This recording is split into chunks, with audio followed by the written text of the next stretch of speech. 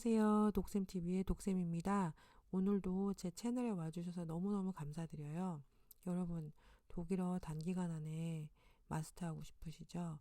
그러면 초반에 문장 구조, 이 수학 공식 같은 이 문장 구조를 이해하셔야만 해요. 조금 힘든 과정일 거예요. 독일어는 초반에 약간 좀 고구마 한 100개 먹은 것 같이 콱콱콱콱 막히는 기분이 들 때가 가끔 있거든요. 저랑 같이 공부하시면서 그 콱콱콱콱 막히는 것 같은 기분 더 이상 느끼지 않았으면 좋겠습니다. 그럼 공부 시작할게요. 오늘의 주제는 독일어 문장 구조 첫 번째 1탄입니다. 네, 우리가 독일어 문법이나 문장 구조를 얘기할 때 동사에 대한 얘기를 빠뜨릴 수가 없거든요. 그 이유 중에 하나가 뭐냐면 동사의 위치에 대한 규칙이 독일어에는 좀 세분화되어 있긴 해요. 근데 그 세분화되어 있는 것처럼 보이는 그 규칙들을 잘 들여다보면요. 아주 간단한 그 의미가 숨어져 있습니다. 오늘 그 얘기를 한번 설명해 드리도록 할게요. 아주 간단하게 생각하시면 돼요.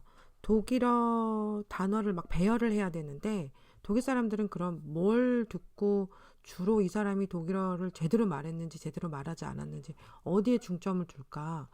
가장 큰 비중을 두는 게 어쨌든 주어긴 하겠지만 그 다음으로 정말 가장 큰 비중을 두는 게 동사의 위치거든요. 동사의 위치는 별거 없어요. 물론 채츠바이까지 간다고 생각하면 좀 복잡해질 수도 있겠지만 기본 일상적인 회화를 할 때는 딱 세 가지만 생각하세요. 독일어 동사는 맨 처음에 오는 경우가 있고 문장에서 두 번째 위치에 오는 경우가 있고 그 다음에 맨 마지막에 오는 경우가 있다. 딱 요 세 가지만 생각하세요.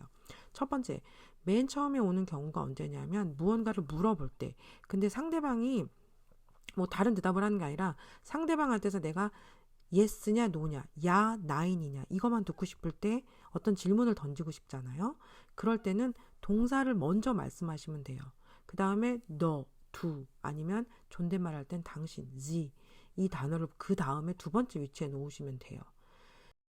네, 지금 화면에 보시면 네 가지 문장을 예로 올려놨습니다. 아주 간단한 걸로요. 우리나라 말하고 비슷한 건 뭐가 있냐면 독일 사람들도 무언가를 물어볼 때 끝을 올려서 얘기합니다. 예. 그리고 아까도 말씀드렸죠. 예, 아니요로 대답할 수 있는 문장은 무조건 동사를 먼저 말씀하세요. 근데 이게 처음에 연습을 매일같이 하지 않으면 바로 입 밖으로 튀어나오지 않아요. 그 이유 중에 하나가 뭐냐면 첫 번째 문장 보세요. 첫 번째 문장 한국말로 한다고 생각하면 우리나라 말로 한다고 생각하면 이거 너 차야? 이렇게 물어보잖아요. 바로 이거라는 말이 먼저 튀어나와요. 근데 독일어로는 동사를 먼저 말해야 되고 이거라는 말을 두 번째로 말해야 되는 거죠. 자, 예를 들어서 너 서울에 사니? 우리나라 말로 하면 너가 먼저 튀어나오잖아요. 너라는 단어가. 근데 독일어로는 사니? 이 말을 먼저 해야 되는 거예요. 기억하세요. 두 번째는 어떤 뜻이냐면 여기가 중앙역입니까? 라는 뜻이에요. 세 번째는 너가 토비아스니? 네 번째는 이분들이 너희 부모님이시니? 이렇게 물어보는 거예요. 보세요. 한국어로 번역을 하니까 갑자기 동사의 위치가 맨 뒤로 가죠. 예. 근데 기억하세요. 예, 아니요로 대답할 수 있는 문장은 반드시 동사를 맨 앞에 적어야 된다. 여기 별표 보이시죠? 네, 그 다음은 동사 위치가 두 번째 오는 경우입니다. 동사 위치가 두 번째 오는 경우, 간단하게 말해서 한 문장이 처음부터 끝까지 점 하나로, 맨 마지막에 마침표 하나로 끝나는 한 문장. 마침표 딱 하나 있죠, 여기. 뭐, 콤마도 없고 아무것도 없죠. 그냥 마침표 하나로 끝나는 문장은 동사를 무조건 두 번째에 집어넣어야 된다는 거 잊지 마세요. 뭐뭐뭐 한다 이렇게 끝나는 문장. 할 수 있다. 뭐 해도 된다. 해야만 한다. 이게 아니고 뭐뭐뭐 한다. 뭐뭐뭐 했다. 이렇게 점으로 끝나는 마침표로 끝나는 문장은 무조건 동사가 두 번째 온다는 거 잊지 마세요. 자, 그러면은 제가 수업 시간에 이런 설명을 해주면 특히 모범생들이 공부 열심히 하는 학생들이 저한테 묻습니다. 선생님, 근데 동사에는 일반 동사만 있는 게 아니잖아요. 조동사도 있어요. 저한테 이렇게 얘기를 하죠. 조동사는 그러면 어디다 써야 되나요? 영어하고 똑같나요? 이렇게 물어봐요.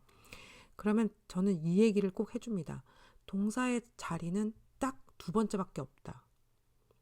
독일어에서 일반 문장, 마침표 하나로 끝나는 일반 문장에서 동사의 자리는 딱 하나밖에 없다. 그렇기 때문에 지금 현재 뭐뭐뭐 한다라는 문장에서 짱을 먹고 있는 이 일반 동사보다 더 힘이 센 동사가 나타나면 이 일반 동사는 자리를 내어줄 뿐만 아니라 맨 뒷방으로 가야 된다고 얘기를 해요. 맨 마지막 자리, 마침표 직전 자리로 자기 권력을 잃었으니까 이렇게 얘기를 해줍니다. 그러면 이 일반 동사보다 더 기가 센 동사가 뭐냐? 예를 들면 조동사입니다. 무엇을 할 수 있다. 무엇을 해야만 한다. 무엇을 나중에 할 것이다. 무엇을 하고 싶다. 이런 뜻을 가지고 있는 조동사가 나타나면 이 일반 동사가 그래 알았어. 내가 자리를 비켜줄게. 이 두 번째 자리는 이제 네 거야 라고 쉽게 말해서 권력을 물려주고 그 자리에서 3번 자리로 가는 게 아니라 맨 마지막 마침표 바로 옆자리로 가게 됩니다. 자, 이제 두 번째 이 별이 들어가 있는 이 두 번째 자리 있잖아요. 그 두 번째 자리를 딱 꿰차게 된 뭐 동사가 됐든 일반 동사가 됐든 그 조동사가 됐든 그 얘네들이 가지고 있는 권력이 있어요. 얘네들한테 권력인데 공부하시는 분들한테 진짜 곤혹입니다. 왜냐하면 얘네들은 주어에 따라서 자기를 변신할 수 있는 권력이 생긴다고 생각해 보세요. 쾌넨이라는 단어가 원래 원형이거든요. 그런데 얘네들이 단수를 만나고 단수에서 1인칭이냐 2인칭이냐 뭐 3인칭이냐 복수 1인칭이냐 2인칭이냐 뭐 이런 거에 따라서 얘네들이 변화무쌍하게 변신을 합니다. 그래서 옆에 보시는 것처럼 이렇게 칸일 때도 있고 쾌넨일 때도 있는 거예요. 그러면 두 번째 자리에서 물러난 맨 뒷방 신세가 돼버린 일반 동사는 어떻게 변하냐?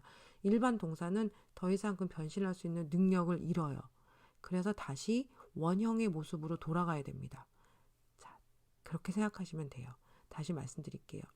이게 뭐 쾌넨은 원형, 뭐 르페는 원형 이렇게 계속 외우다 보면 한도 끝도 없어요. 다시 말씀드리자면 독일어 문장에서 일반 문장에서 마침표로 끝나는 문장에서 뭐 콤마도 없어요. 무조건 마침표 하나로 끝나는 문장에는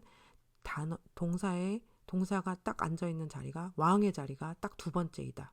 근데 그 두 번째 자리에는 뭐 일반 동사만 올 수 있는 것도 아니고 조동사도 올 수 있는데 그 자리에 딱 동사 한 종류의 동사밖에 있을 수 없기 때문에 다른 동사가 나타나면 기싸움을 벌인 다음에 그 기싸움에서 진 다른 동사는 맨 뒷방 신세가 된다라는 거.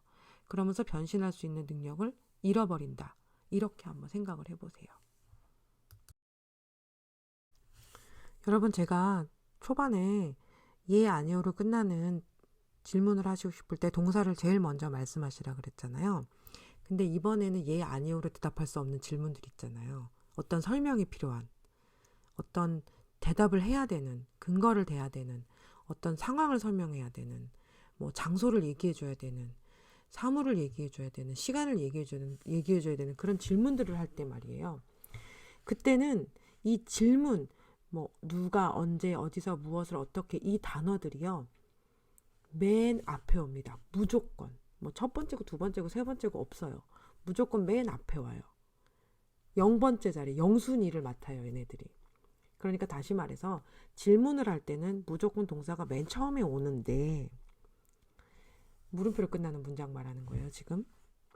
그런데 예 아니오로 끝나는 거는 무조건 동사가 맨 앞에 오고 첫 번째예요. 첫 번째. 그렇지만 어떤 예 아니오로 대답할 수 없는 질문을 할 때는 그 첫 번째로 동사 앞에 온 동사 앞에 이 질문 의문사라 그러죠 한국말로. 이 의문사를 꼭 집어넣어야 된다는 거 잊지 마세요. 예를 들면 이게 그거야? 왜 이게 그거야? 이렇게 생각하시면 돼요. 이게 그거야? 왜 이게 그거야? 이게 그 사람이야? 누가 그 사람이야? 이렇게요. 오늘 마지막으로 문장 한 번씩 읽어보고 그리고 다음 주제 알려드리고 마치도록 할게요. 조금 천천히 읽어보도록 할게요. Ist das dein Auto? Ist hier der Hauptbahnhof? Bist du Tobias?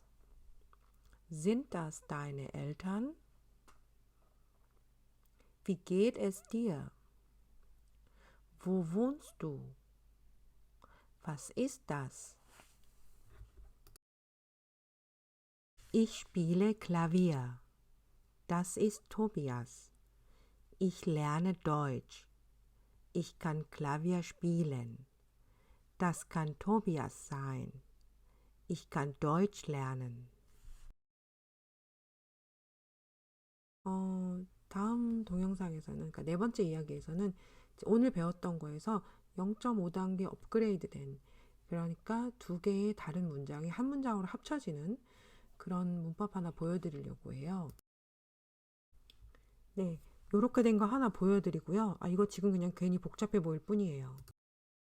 그리고 오늘 배운 거하고 합쳐가지고 서너 가지 정도의 상황을 설정해 놓고 그 상황에 맞게 한 2, 3분짜리 대화 내용을 만들어서 한번 보여드리도록 할게요. 그럼 오늘도 조금이나마 도움이 되셨기를 바라고요. 시청해 주셔서 너무너무 감사합니다. Auf Wiedersehen. Tschüss.